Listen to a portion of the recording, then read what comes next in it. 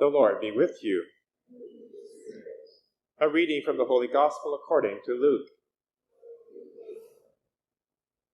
Jesus said to his disciples, "Do not be afraid, little flock, for it is your Father's good pleasure to give you the kingdom.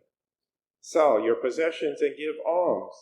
Make purses for yourselves that do not wear out, an unfailing treasure in heaven where no thief comes near and no moth destroys. For where your treasure is, there your heart will be also. Be dressed for action and have your lamps lit. Be like those who are waiting for their master to return from the wedding banquet, so that they may open the door for him as soon as he comes and knocks. Blessed are those slaves whom the master finds alert when he comes. Truly I tell you, he will fasten his belt and have them sit down to eat, and he will come and serve them. If he comes during the middle of the night or near dawn and finds them so, blessed are those slaves. But know this, if the owner of the house had known at what hour the thief was coming, he would not have let his house be broken into. You also must be ready, for the Son of Man is coming at an unexpected hour." The Gospel of the Lord.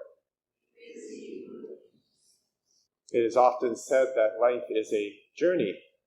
And indeed, much of the great literature written has this as a theme, where a hero goes out on a great trek, dangerous journey, filled with adventure, and if he perseveres to the end, there's a great reward and glory. Two examples. The great work, The Lord of the Rings, has basically a journey as its whole theme. The humble hobbit, Frodo Baggins, who is tasked to carry this very dangerous, seductive ring all the way to Mount Doom and throw it into the flames so that it is once and for all destroyed. The other great work is the poem by Dante, the Divine Comedy. And there Dante, who is the author, has himself part of the story where he wakes up one day at midlife, lost in a dark wood, a forest that he is completely unfamiliar with. He doesn't know how to get out. It's dark and foreboding, dangerous. He sees a light in the sky, the sun, but he has to traverse a mountain to get to it, and every time he tries to climb, he's met with 3 ferocious beasts that represent his own disordered passions. And he's hurled down back into the valley of foreboding, and he's completely lost. Now, what do these two great works have in common? The hero who sets out on the journey needs help, and they get it. So in The Lord of the Rings, we know that Frodo Baggins has help from his very good friend Sam, who is with him every step of the way, and also from a very wise person called Gandalf, who acts as a kind of mentor. By this help, he's able to actually come close to completing his task. In the Divine Comedy, Dante has his great hero, Virgil, come from the afterlife, from beyond the grave. God sends Virgil to help poor Dante try to get out from his situation. And the only way up is to first go all the way down into the darker regions of hell and encounter the effects of sin. That's the first of the 3 great poems, the Inferno. And then as he traverses up the slopes of purgatory, there's other mentors that are sent on the journey with him to guide him out. For example, St. Bernard and his beloved Beatrice. And then as he gets closer to heaven, God sends the Blessed Virgin Mary and St. Cecile to escort him to paradise, the Paradiso. I bring this up because we are on a journey, a great journey of faith. And we need help along the way because the danger is there. We can take lots of bad turns. And our Catholic faith gives us that help because we have the communion of saints. These holy men and women who went before us marked with the sign of faith from every walk of life, from every vocation, men and women, clergy and lay, prince and pauper, married and celibate. all walks of life. And we have a lot of their journeys written down for us so we can actually read their works. And these people are guides for us, and they are models urging us on. And in next Sunday's reading from the same letter to the Hebrews, we have that famous verse in Hebrews chapter 12, "Since we are surrounded by so great a cloud of witnesses, let us also lay aside every weight and the sin that clings so closely, and let us run with perseverance the race that is set before us." Now that's the readings for today, that great theme. We see it in the first reading from Wisdom chapter 18, where we have probably the greatest journey ever undertaken by the people of God, and that's the Exodus, of course. It says, "The night of the deliverance from Egypt was made known beforehand to our ancestors." There was someone to lead them through all of that danger through the desert, and that was Moses. Moses had his work cut out for him because the people were very fickle, wanting always to go back. But also, they had their ancestors, and that's what the first reading is pointing to. Because their ancestors knew beforehand that this would happen. In fact, we're told in Genesis chapter 15 that God revealed to Abraham that his ancestors would be enslaved for 400 years. But then God would come and rescue them. Here we have it exactly in the Passover. It says, "The holy children of good people offer sacrifices with one accord, agree to the divine law, so that the saints would share alike the same things, both blessings and dangers, and already they were singing the praises of their ancestors." We have this theme continued in, of course, that second reading from Hebrews, chapter 11, where we actually have the story of Abraham. Here, Abraham is like Frodo, because Frodo was very comfortable in his shire. He didn't need to set out on this dangerous journey.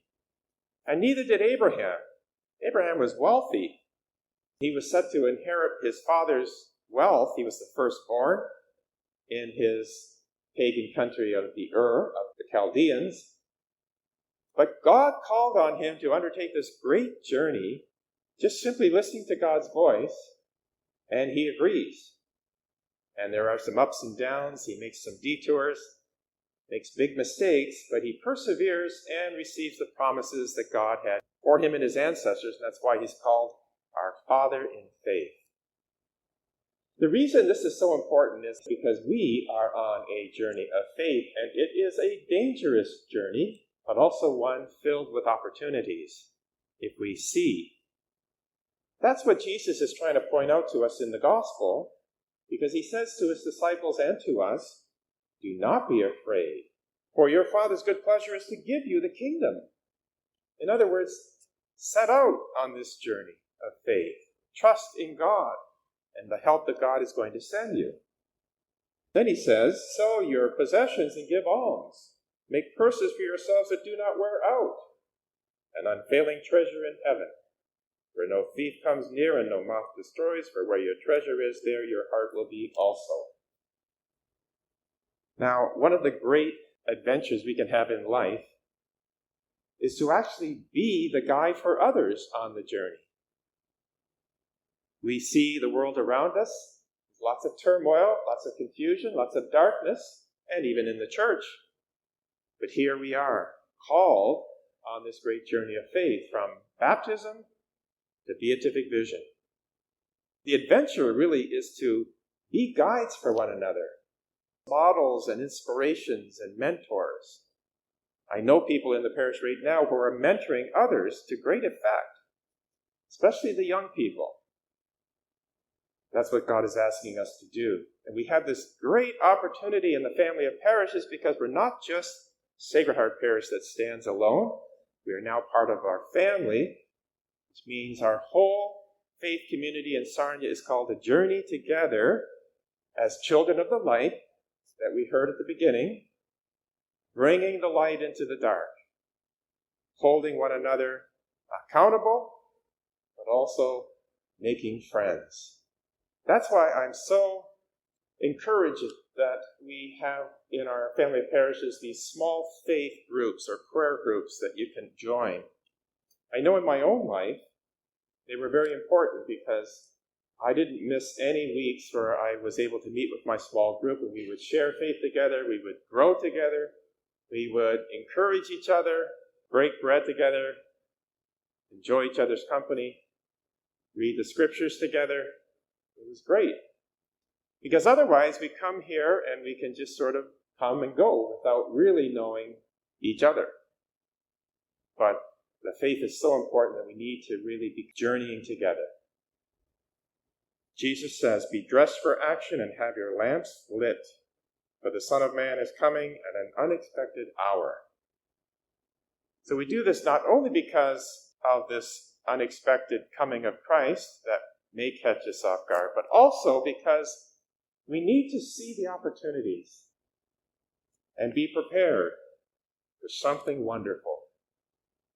Be prepared for something beautiful that can happen in our life now because we're on this journey of faith and God is ready to step into our life through other people and lead us on this great journey. Serving, seeing God in others, all of this opens up the great joy of life. It's an adventure. Yes, it has risks. We might get hurt along the way, but we persevere because we're journeying together on this great epic of faith, hope, love. And then we welcome others on this journey. That's why we're called to be a welcoming parish, seeing the kingdom of God even ahead of time and bringing others with us.